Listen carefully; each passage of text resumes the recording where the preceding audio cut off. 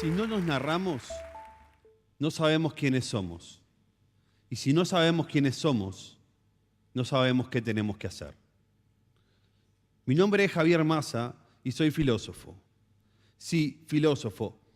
No se preocupen, no me trajo una máquina del tiempo desde el siglo antes de Cristo, ni me saqué la toga blanca antes de entrar al escenario. Tampoco soy un alemán del siglo XIX con barba tupida, todavía no llegué. Y tampoco estoy todo el día sentado arriba de una piedra pensando. No, los filósofos existimos hoy en día, 2016. Es más, existimos acá, en Montevideo, Uruguay. Seguimos existiendo, seguimos trabajando, seguimos pensando y formamos una parte importante del conocimiento académico. Es más, esa palabra, academia, quedó incrustada ahí desde que hace 2400 años un filósofo se decidió abrir una escuela de filosofía y ponerle de nombre academia. Yo hace 21 años nomás que estudio filosofía. Leo filosofía todos los días.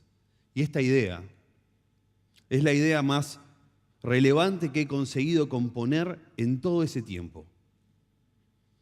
Me llevó mucho tiempo pensarla, me llevó mucho tiempo analizarla, mucho más tiempo escribirla, pero mucho más tiempo entenderla y aceptarla.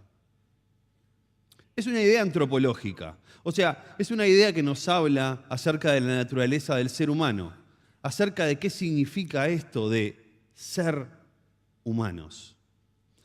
Y resulta muy interesante cuando la comparamos con otras ideas antropológicas anteriores a ellas. Por ejemplo, Aristóteles dijo, el hombre es un animal político.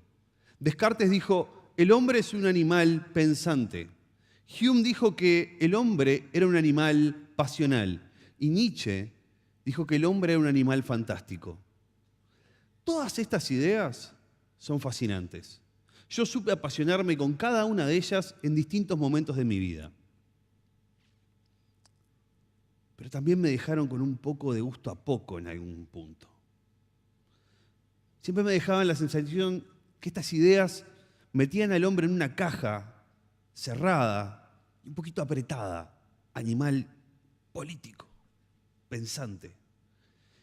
Y yo siempre decía, bueno, y capaz que si puedo hacer esto, y esto también, y esto también, y algo más.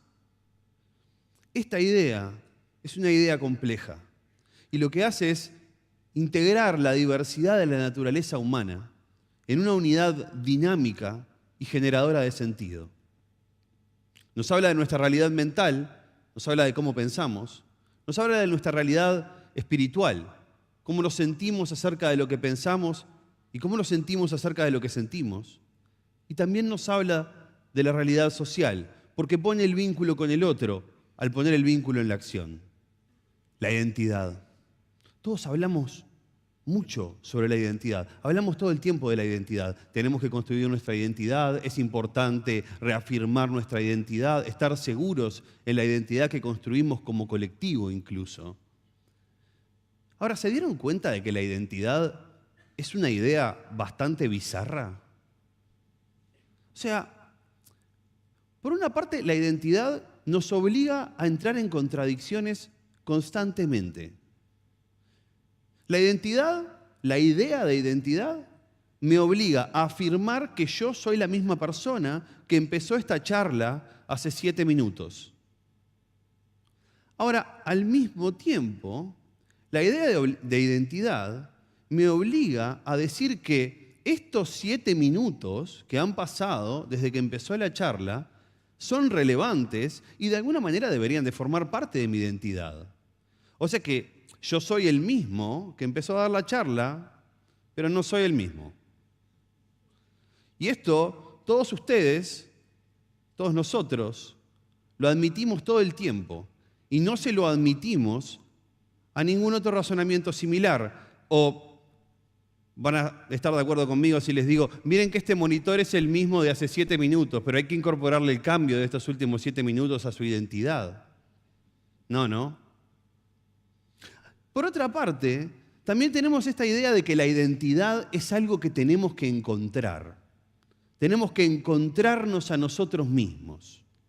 Parece que la identidad es algo que está ahí afuera o a veces acá adentro, pero que por ahora lo desconozco, no sé qué es, tengo que de alguna manera ir y encontrarlo. Entonces parece que tengo que pasar por un proceso en donde yo voy, pruebo, digo, me desdigo, intento, tengo éxito, intento de nuevo, fracaso, probé, encontré y acá está. Me encontré conmigo mismo. Encontré mi verdadero yo. Ahora, pregunta. ¿Quién es ese tipo? Porque si soy yo, lo que yo puedo decir en este momento es que no lo conozco. ¿Este se supone que soy yo? ¿Se supone que este no solo soy yo, sino que es mi verdadero yo? ¿Y qué pasa con ese otro tipo? ¿Qué pasa con ese otro tipo que probó, dijo, se desdijo, falló, fracasó, tuvo éxito? ¿No le toca algo de crédito al formar parte de mi identidad a esta otra persona? Yo creo que sí.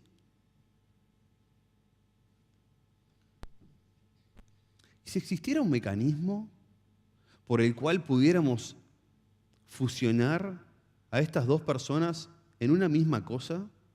Perdón, no solo fusionar a estas dos personas en una misma cosa, sino además, al fusionarlos, convertirlos en algo mucho más poderoso de lo que jamás podrían ser por separado.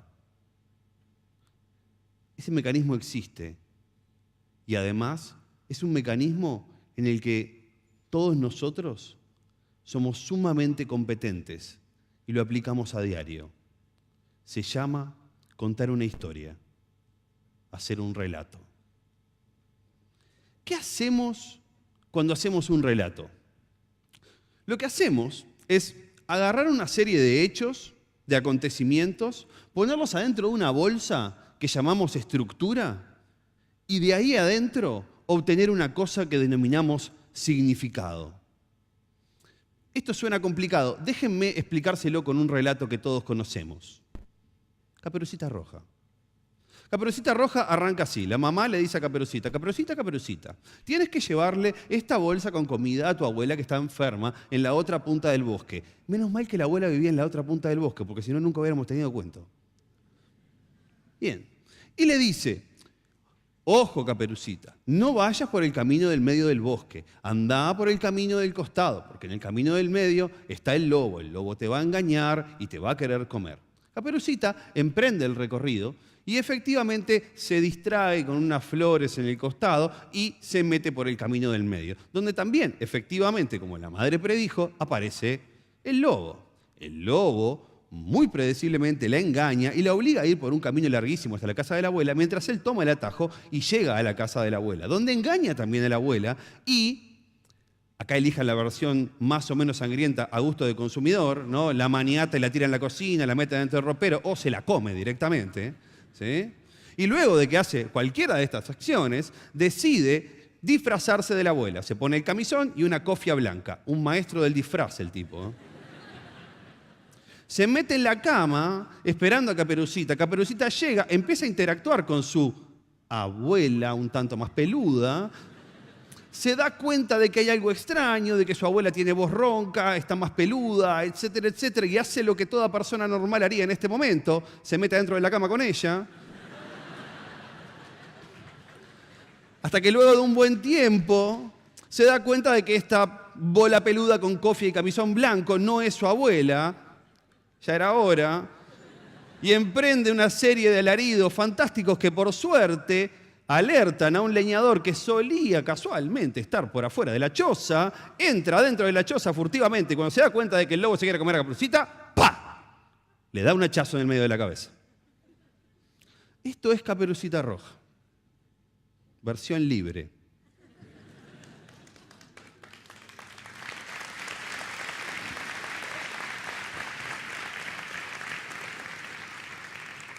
Cuando terminamos de escuchar Caperucita Roja, creo que todos podríamos estar más o menos de acuerdo en que el significado que emerge de este relato es aconsejable no desobedecer los consejos de nuestros padres. Algún tipo de versión de esto. Este es el significado de la historia. Ahora, fíjense algo curioso que pasa con el significado. El significado no está en los acontecimientos. Yo en ningún momento dije eso en todo Caperucita Roja. El significado es más que los acontecimientos. Los acontecimientos hacen el significado, pero Él es más grande que esos acontecimientos. De alguna manera, resignifica a todas las cosas que sucedieron en el cuento, a cada uno de esos acontecimientos. Los acontecimientos son como una especie de flujo informe de agua. Y somos nosotros, con la actividad narrativa, los que nos convertimos en el recipiente que les da forma. Y esto pasa exactamente igual en la ficción que en la vida.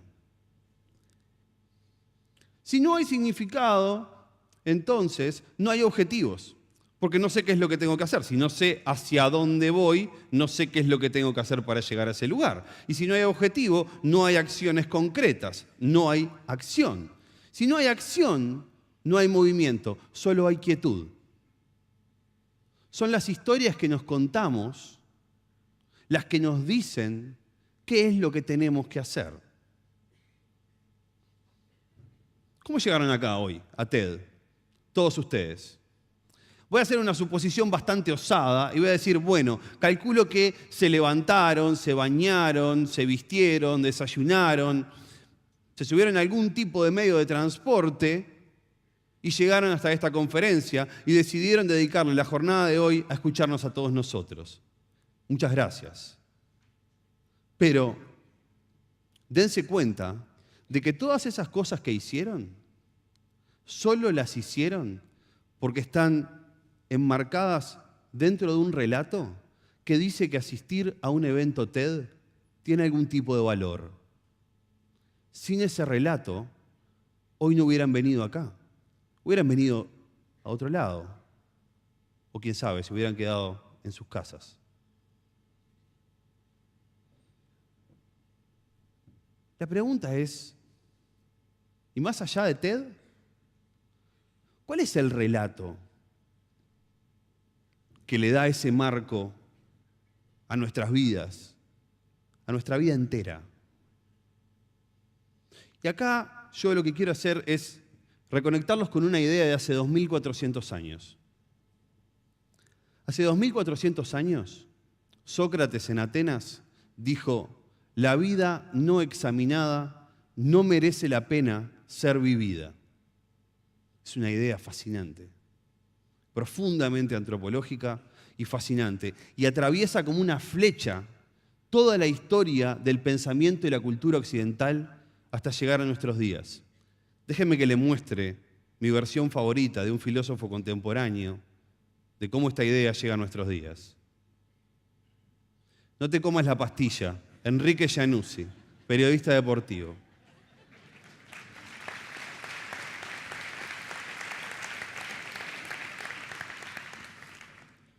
¿Por qué no hay que comerse la pastilla? ¿O por qué, si me voy a comer la pastilla, tengo la responsabilidad de saber cuál es la pastilla que me estoy comiendo? No sea cosa que yo vaya a andar por ahí, por la vida, haciendo cosas, viviendo una vida prefabricada y que ni siquiera me dé cuenta. Es para esto que necesitamos la filosofía, para recuperar nuestra capacidad crítica con nuestras propias ideas, con las ideas de los demás. ¿Para qué? Para decirnos y para saber cómo contar la historia de nuestras vidas, decirnos quiénes somos y saber qué es lo que tenemos que hacer. Muchas gracias.